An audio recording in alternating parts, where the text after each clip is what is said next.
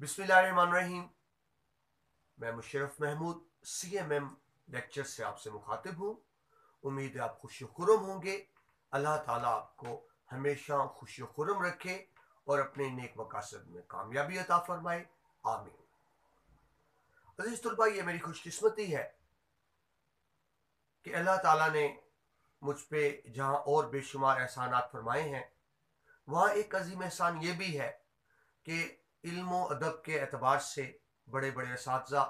मेहरबानी फरमाते हैं, मेरे पास तशरीफ़ लाते हैं, मेरी इज़्ज़त अफजाई फरमाते हैं। मैंने ख़ुद तो कभी दावा नहीं किया बाइल्म होने का। हाँ, ये दावा मैं अल्लाह के फज़ल से ज़रूर करता हूँ कि बड़े बड़े अहले इल्म लोगों के साथ ताल्लुक़ वास्ता रहा है, उनसे बहुत कुछ सीखने का मौका मिला है। एक ऐसी ही अलमी अदबी शख्सियत जनाब प्रोफेसर जाहिद महमूद आज़ाद साहब, इनकी बड़े मेहरबानी है, करम नवाजी है। आज इन्होंने अपने कीमती वक्त में से कुछ टाइम निकाला और मेरे पास तशरीफ़ लाए। यकीनन ये मेरे लिए बहुत इज़्ज़त की बात है। मैं ये चाह रहा था कि जहाँ मेरे लिए ज़ाती इज़्ज़त की बात है, प्रोफेसर साहब के इल्म से, मुताले से आप लोग भी मुस्तफ़िद हों। जब एक काबिल उस्ताद कोई बात करते हैं तो वो तुलबा के लिए उसकी एक बड़ी अहमियत होती है। प्रोफेसर ज़ाहिद महमूद आज़ाद साहब बुनियादी तौर पर इस्लामियात के प्रोफेसर हैं। MPhil इस्लामियात में किया है और PhD में इनकी तहकीक जारी है। मैं सर से रिक्वेस्ट करूँगा कि एक हमें बुनियादी तारुफ करा दें, इस्लामियात क्या है, ये क्या मौजू है, इसकी क्या वसअत है, और जब हम इस्लामी तालीमात की बात करते हैं उसके बुनियादी माखिज़ क्या क्या है और उन माखिज़ को से हम किस तरह से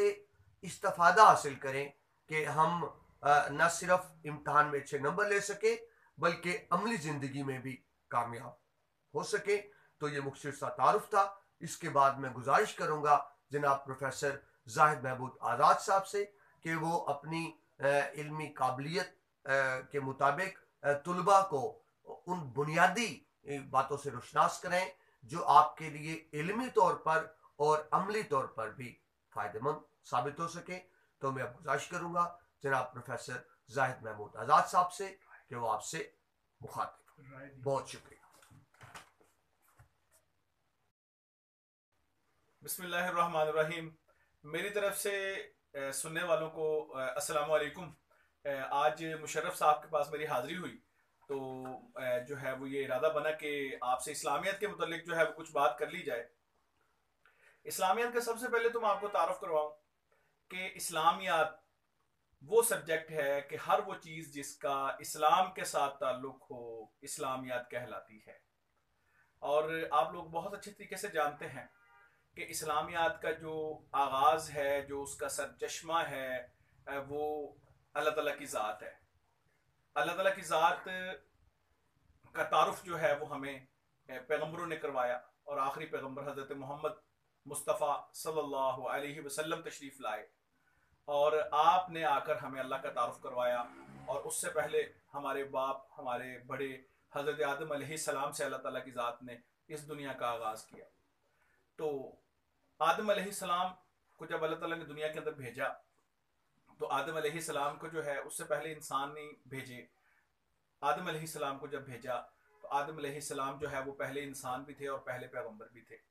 और उसके बाद हज़रत आदम अलैहिस्सलाम से इंसानियत का एक सिलसिला शुरू हुआ और आदम अलैहिस्सलाम से ही उस इंसानियत के सिलसिले के लिए जो है वो अल्लाह के अहकाम भी शुरू हो गए। और फिर ये सिलसिला बढ़ता रहा यहाँ तक कि इब्राहीम अलैहिस्सलाम जैसी बरगुज़ीदा हस्ती दुनिया में आए और इब्राहीम अलैहिस्सलाम से फिर आप सल्लल्लाहु अलैहि वसल्लम जो है वो आपका सिलसिला शुरू हुआ। हज़रत इस्माईल अलैहिस्सलाम जो है वो मक्का में आकर बसे और इस्माईल अलैहिस्सलाम को इब्राहीम अलैहिस्सलाम अल्लाह के हुक्म से जो है वो मक्का में छोड़ गए और फिर जो वहाँ से जो है वो आबादी का सिलसिला शुरू हुआ। फिर आका अलैहिस्सलातु वस्सलाम की आमद हुई और आप सल्लल्लाहु अलैहि वसल्लम पर अल्लाह का वो कलाम नाजिल हुआ जिसे हम कुरान मजीद कहते हैं, जिसके बहुत से नाम हैं। अल फुरकान है, अल हादी है, हक है। तो जो है वो इसी तरह से अच्छे और बुरे में तमीज़ सिखाने वाला, हिदायत देने वाला है। तो कुरान मजीद आया और आप सल्लल्लाहु अलैहि वसल्लम ने जो है वो हमें कुरान मजीद की तशरीह करके दिखाई, हमें उसकी तफसीर करके दिखाई اس لیے اسلامیات میں ایک بہت بڑی بنیادی بات ہے جو میں آج آپ کو سکھانا چاہ رہا ہوں، اور وہ بات یہ ہے کہ قرآن مجید اور حضرت محمد صلی اللہ علیہ وسلم دین کے وہ دو ماخذ ہیں کہ جو اللہ تعالیٰ کی وحی کا ذریعہ ہیں. یعنی کہ ایک تو وحی کا ذریعہ جو ہے وہ قرآن مجید ہے، قرآن مجید میں اللہ کا کلام ہے، قرآن مجید اللہ کے الفاظ ہیں، اور حضور اکرم صلی اللہ علیہ وسلم کی باتیں بھی وحی ہیں. فرق صرف اتنا سا ہے کہ قرآن مجید کے الفاظ بھی اللہ کے ہیں، اور قرآن مجید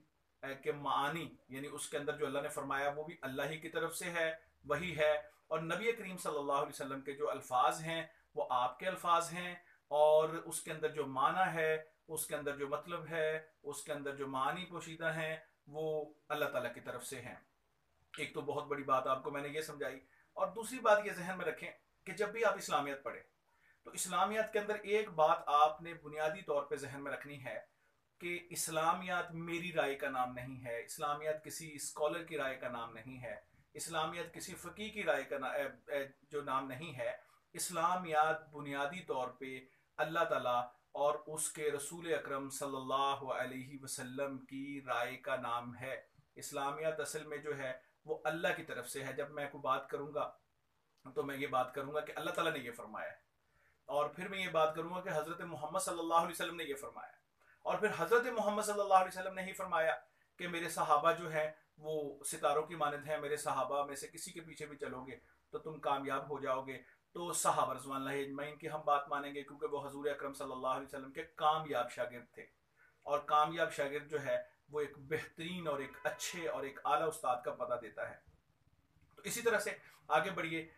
جو پھر فقہا ہیں، فقہا صحابہ رضوان اللہ اجمعین میں سے بھی کچھ ایسے جو ہیں وہ صحابہ تھے، بلکہ اکثر ہی صحابہ وہی تھے، زیادہ صحابہ وہی تھے کہ جو دین کو جو ہے وہ آگے سکھاتے تھے. اور اس میں سے کچھ صحابہ ایسے تھے جیسے حضرت عبداللہ بن مسعود ہیں،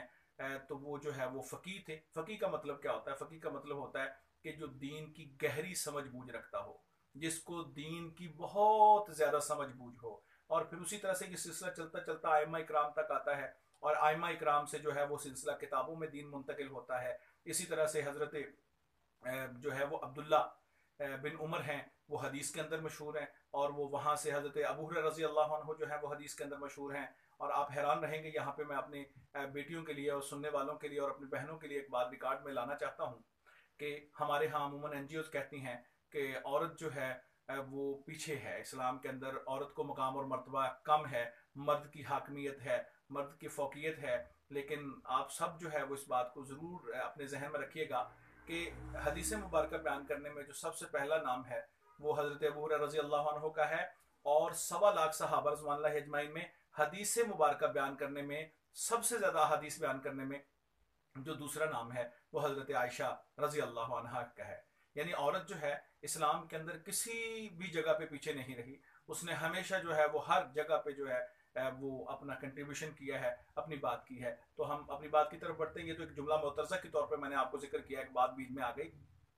تو اسی طرح سے جو ہے پھر جو ہے وہ کتابوں کے اندر حدیث آ گئی. حضرت عبداللہ بن عمر، حضرت ابو ہریرہ اور صحابہ رضوان اللہ اجمعین حضور اکرم صلی اللہ علیہ وسلم کی جو باتیں سنتے تھے ان کو آگے بیان کر دیتے تھے. بیان کرتے کرتے جب صحابہ رضوان اللہ اجمعین دنیا سے تشریف لے جانا شروع ہوئے تو علماء کو فکر ہوئی کہ ہم ان باتوں کو جو ہے وہ کتابوں کے اندر لکھ دیں. تو سب سے پہلے آپ کو پتہ ہے جو حدیث کی مشہور ترین کتاب ہے وہ بخاری شریف ہے. اگرچہ یہ سب سے پہلے تو نہیں لکھی گئی، اس سے پہلے حضرت علی رضی اللہ عنہ نے بھی احادیث لکھی ہیں. اسی طرح سے جو ہے وہ حضرت عبداللہ بن عمر بن العاص کا ایک صحیفہ صادقہ بڑا مشہور ہے. لیکن بخاری شریف جو ہے وہ حدیث مبارکہ کی ایک بہت بڑی کتاب ہے. اور بخاری شریف میرے کچھ دوست ایسے ہیں، بہت اچھے دوست ہیں، وہ جب بھی ان سے بات کریں تو وہ سب سے پہلے کہتے ہیں بخاری شریف. میں ان دوستوں سے ایک بات عرض کیا کرتا ہوں، میں کہتا ہوں کہ بخاری شریف حدیث کی سب سے اعلیٰ کتاب ہے. اس کتاب سے پہلے آپ کو جو ہے وہ حدیث کے مبادی سیکھنے چاہیے، آپ کو اس سے پہلے حدیث کے جو ہے وہ اصول سیکھنے چاہیے، آپ کو اس سے پہلے حدیث کی جو ٹرمنالوجی، جو اصطلاحات سیکھنی چاہیے. پھر انشاءاللہ آپ بخاری پڑھیں گے. اور پھر سب سے پہلے آپ کو جو ہے وہ کسی استاد کے سامنے بیٹھنا چاہیے. ایک دفعہ کسی ایسے استاد سے جس نے سند سے علماء اکرام سے پڑھا ہو، جس نے سند سے جو ہے وہ علم حاصل کیا ہو، پھر آپ اس سے ایک دفعہ پڑھیے. پھر آپ کے لیے جو ہے وہ قرآن اور حدیث کا راستہ کھل جائے گا، آپ سمجھ سکتے ہیں، آپ اس میں آگے بڑھ سکتے ہیں. تو اسی طرح سے بخاری شریف جو ہے اب میں یہاں پہ پھر جملہ معترضہ کے طور پہ امام بخاری رحمۃ اللہ علیہ کی اس کتاب کو جو ہے وہ بہت بڑا مرتبہ کیوں حاصل ہوا، وہ مرتبہ حاصل ہونے کی ایک بہت بڑی وجہ ان کا تقویٰ تھا کہ امام بخاری رحمۃ اللہ علیہ نے جو ہے وہ ہر حدیث لکھنے سے پہلے ان کے بارے میں مشہور ہے کہ وہ غسل کیا کرتے تھے، جو لباس ان کے پاس موجود ہوتا تھا ان میں سے سب سے بہتر لباس پہنتے تھے، اسی طرح سے خوشبو لگاتے تھے اور دو نوافل ادا کرتے تھے، اور پھر ایک حدیث جو ہے وہ بخاری شریف میں درج کیا کرتے تھے۔ امام بخاری رحمۃ اللہ علیہ کا ایک واقعہ جو ہے وہ تاریخ کی کتابوں کے اندر لکھا ہوا ہے کہ امام بخاری رحمۃ اللہ علیہ ایک دفعہ ایک کشتی کے اندر سفر کر رہے تھے، اور یہ واقعہ بڑا دلچسپ ہے۔ آپ کو پتہ چلے گا کہ علماء اکرام اپنے کردار کی حفاظت کیسے کیا کرتے تھے، کیونکہ ان کا تعلق حضور اکرم صلی اللہ علیہ وسلم کی حدیث کے ساتھ ہوتا تھا، ان کا تعلق اللہ کی باتوں کے ساتھ ہوتا تھا۔ تو ایک کشتی کے اندر جو ہے امام بخاری رحمۃ اللہ علیہ سفر کر رہے ہیں، سفر کرتے کرتے جو ہے وہ کرایہ دینے کا وقت آیا، تو جس طرح سے امام بخاری رحمۃ اللہ علیہ نے اپنے سامان میں سے اس وقت اشرفیوں کی ایک تھیلی ہوتی تھی اور اس کے اوپر مہر لگی ہوتی تھی، اور اس تھیلی کو جو ہے وہ سب کے سامنے کھولا، اور اس وقت یہ بات سب جانتے تھے کہ اس تھیلی میں 100 روپے ہوتے ہیں، جیسے آج آپ ایک بینک سے گڈی لے کے آئیں نوٹوں کی تو آپ سب کو پتا ہوتا ہے کہ اس میں 100 نوٹ ہوتے ہیں، تو اس میں سے انہوں نے کرایہ نکال کے جو ہے وہ ملاح کو دیا، ناخدا کو دیا، اور تھوڑی دیر کے بعد جو ہے ایک شخص نے کشتی کے اندر چیخنا چلانا شروع کر دیا کہ میری ایک تھیلی گم ہوئی ہے، اس کا رنگ یہ ہے اور اس کے اندر پیسے اتنے ہیں۔ وہ امام بخاری رحمۃ اللہ علیہ کے ساتھ بیٹھا ہوا تھا، اور اس کی نیت میں جو ہے وہ کہ اس کو وہ تھیلی حضرت امام بخاری رحمۃ اللہ علیہ سے وہ چرا لے، ان سے جو ہے وہ دھوکے سے لے لے، تو اس نے شور شروع کیا، تو ملا نے کہا بھی شور مت کرو، کیونکہ اس وقت ہم سمندر میں ہیں، کشتی میں ہیں، اور یہاں سے تھیلی کہیں نہیں جا سکتی۔ لہٰذا ملا نے جو ہے وہ تلاشی لینی شروع کی، اور وہ تھیلی کہیں نہیں ملی، اس کے کہنے پہ دوبارہ تلاشی لی، پھر تھیلی کہیں نہیں ملی، حتیٰ کہ جو ہے ملا جو ہے